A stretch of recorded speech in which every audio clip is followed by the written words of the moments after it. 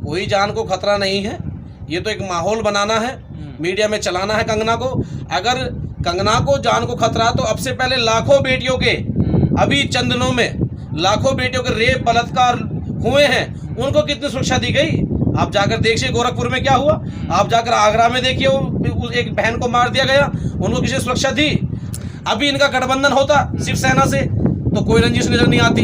अब शिवसेना से हट करके इनके पिछवाड़े पे लात मार कर सरकार चला रही है तो इन्हें दर्द हो रहा है। तुम पीके में घर बनवा लेती हो, तुम्हें ये पता नहीं होता, तुम पढ़ी लिखी हो, उसके बाद में तुम इसको राम मंदिर से मामला जोड़ देती हो, फिर तुम कहती हो कि मैं जम्मू कश्मीर पे फिल्म बनाऊंगी। आप चाहे किसी पे फिल्म बना लीजिए।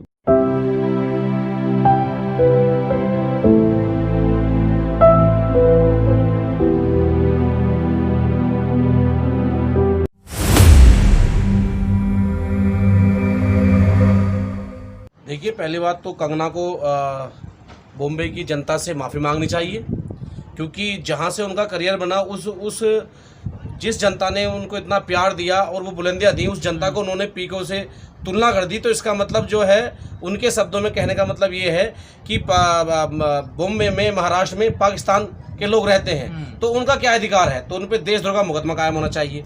उसके बाद रही बात कि जो मीडिया में जो एजेंडा फैलाया जा रहा है, अब सुशांत खत्म हो गया तो कंगना को लेकर आओ, क्योंकि कोई भी रोजगार पे बात ना कर ले, कोई भी विकास पे बात ना कर ले, कोई भी जो है शिक्षा पे बात ना कर ले, कोई भी है वो मेडिकल पे बात ना कर ले, तो कहीं ना कहीं जनता को डिवाइड तो रखना है।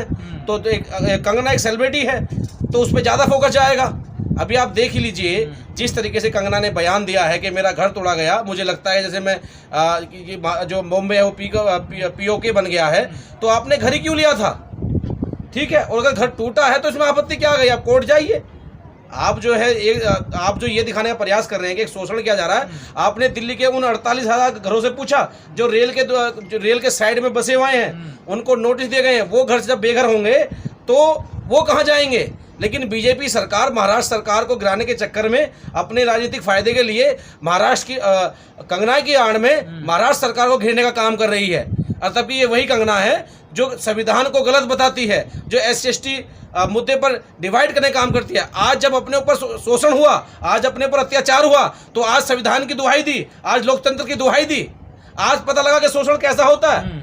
और मैं पूछना चाहता हूं बीजेपी की सरकार से, अगर ये देश की बेटी है तो उन्नाव की बेटी वो देश की बेटी नहीं थी, जहां पर उसके पूरे परिवार को ट्रक से कुचल के मार दिया जाता है, उसकी हत्या कर दी जाती है, उसको नंगा भगाया जाता है, उसको आग लगा दी जाती है, और परिवार इंसाफ मांगते मांगते रोड पर मर जाता है, लेकिन सुरक्षा नहीं मुहैया कराई जाती।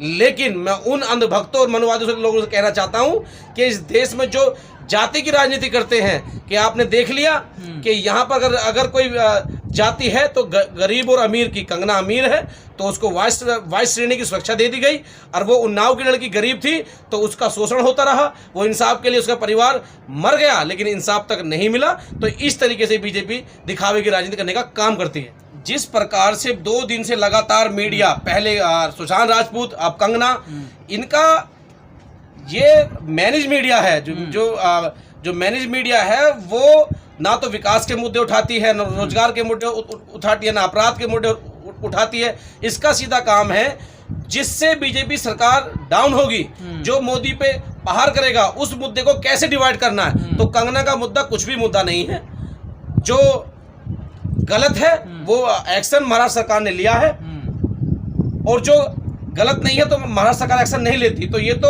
रोजगार से, विकास से, मेडिकल से, इन सबसे मुद्दे को भटकाने के लिए कंगना का मामला बनाया जा रहा है, जो कुछ नहीं होने वाला। और कंगना जो है बीजेपी के इशारे पे खेलने का काम कर रही है, और इतिहास गवाह है कि जो बीजेपी के इशारे पे खेला है वो नष्ट नाबूद हुआ है, खत्म हुआ है। कंगना का कैरियर वैसे भी खत्म हो गया था, अब वो चाह रही है कि मैं बीजेपी की राजनीति में सवार होकर के कहीं चुनाव लड़ लूंगी और मैं चुनाव जीतकर कहीं ना कहीं सेटल हो जाऊंगी।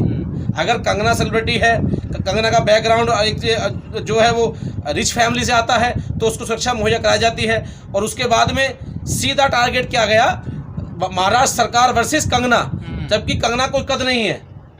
तो ये तो बीजेपी लाभ लेने का प्रयास कर रही है, जिसमें बीजेपी मुक्की खाएगी। के साथ हो सकता है आरएसएस और बीजेपी इसको एक चेहरा बना करके और ये दिखाने का प्रयास करेंगे कितना शोषण इस देश की बेटियों पे, जहां जहां अब बीजेपी सरकार नहीं है, वहाँ कितना शोषण हो रहा है। तबकि इसी बीजेपी की सरकार में तमाम बेटियां ऐसी हैं जो घर से बेघर हो गई, जो कब्र में दफन हो गई और उन्हें इंसाफ तक नहीं मिला। अगर तुम्हें लड़ाई लड़नी है बेटियों की, आपको इंसाफ दिलाना है, तो चलिए सैकड़ों तो मैं आपको उत्तर प्रदेश में दे दूंगा जहां आज तक मुकदमे दर्ज नहीं हुए और बहनियां दर दर की ठोकरें खा रही हैं। 2 साल पहले वो नोटिस गया था जो मैं सोशल मीडिया पे देख रहा हूँ। अगर रजनीश निकालनी होती तो 2 साल पहले सरकार किसकी थी? ये तो अगर ये लोग सरकार में आ जाएं तो राष्ट्रीय बात हो जाती है, ये लोग अगर सत्ता में आ जाएं तो देश हित की बात हो जाती है, और दूसरा कोई अगर सरकार में बैठ जाए तो वो देशद्रोह और वो रंजिश निकालने की बात आ जाती है। देखिए, कंगना तो ये चाहती है कि मैं इस मामले से राष्ट्र की नेता बन जाऊं। तुम्हारे घर का मैटर है, कोर्ट में चला गया, आप किसी से धार्मिक मुद्दे को नहीं जोड़ सकते। क्या तुम ये कहना चाहती हो कि लाखों करोड़ों लोग तुम्हारे घर को बचाने के लिए, हम मरने के लिए आ जाएं क्या? हो सकता है कंगना को कहीं दर्द हो रहा हो और उनका कहीं शोषण हो रहा हो, तो आपसे पहले हजारों करोड़ों लोग इसी संविधान से जुड़ करके इंसाफ की बात करते हैं, लेकिन आपने उनको 2 मिनट में 2 ट्वीट में उनको बिल्कुल खत्म कर दिया उनके दर्द को कि कहीं कोई शोषण नहीं होता। आज तुम्हें पता लगा, आज जब अपने पे बीती तो पता लगा कि संविधान क्या है, क्या लोकतंत्र होता है, कैसे अगर आपको सुरक्षा भी मिली है तो वो लोकतंत्र के द्वारा मिली है, आपको सुरक्षा मिली है संविधान के द्वारा मिली है।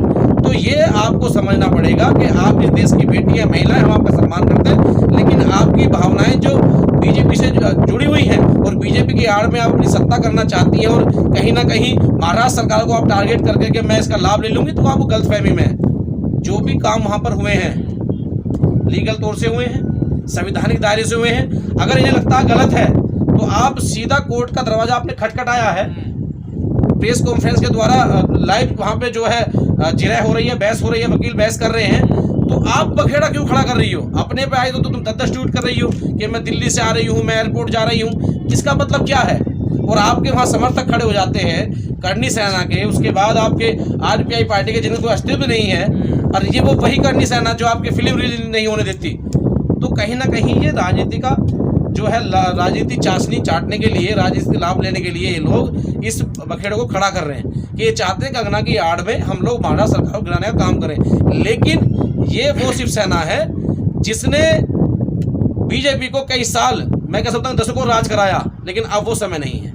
चाहे स्पोर्ट हो या फिर फिल्मी दुनिया से हो, ये एक फेस, एक चेहरा बन जाते हैं तो इनका एक प्रभाव पड़ता है। लेकिन इसका मतलब ये भी नहीं है कि आप किसी राजनीतिक पार्टी को लाभ दिवाने के लिए आप नए नए ऐप लॉन्च करेंगे, ये गलत है। जितना पैसा आपने उसमें लगाया, हालांकि अक्षय कुमार अपने कमाई से काफ़ी फंड जो है राष्ट्रीय व देश हित में देते रहते हैं, लेकिन हमें गेम नहीं चाहिए। अगर आपको गेम लॉन्च करके कुछ इनकम करनी थी तो आप एक काम कीजिए, आपके इतने फार्म हाउस हैं या कहीं एक अच्छी प्रॉपर्टी लेकर के आप जो अनाथ आश्रम बनाते, मेडिकल हब बनाते, तो आप भी तो वही काम करें जो चाइना कर रहा है कि बच्चों को गुमराह करना, 4-4, 5-5 घंटे गेम में जो है लग करके अपना भविष्य बर्बाद करने का काम करते हैं। ठीक है, मनोरंजन हो सकता है 10 मिनट का, 15 मिनट का, 20 मिनट का, लेकिन हालात ऐसे हैं कि बच्चे 4-4, 5-5 घंटे अपना मोबाइल चलाते हैं। तो इससे क्या हो रहा है? हमारे युवाओं का, हमारे भविष्य जो है वो गारत में जा रहा है।